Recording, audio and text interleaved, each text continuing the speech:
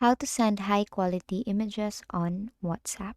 So all you have to do is to go here to your WhatsApp application and choose the person that you want to send the high quality images. So let's say this one.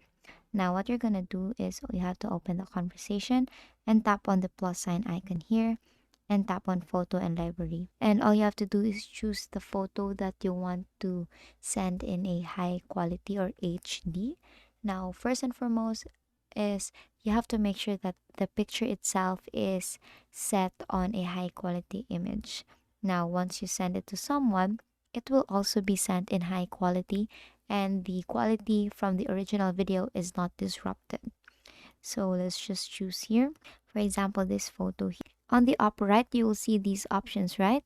And you'll see the HD here and tap on HD quality. And basically, all you have to do is to send that and you will now send the picture in HD quality. So let's say maybe you're wondering, what if it's not in HD quality from my gallery? So let's do the same process here. This is from my gallery, but it's not on HD.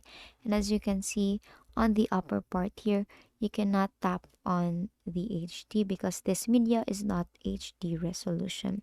So you have to make sure that the picture itself has or is set on HD resolution. And that is all for today.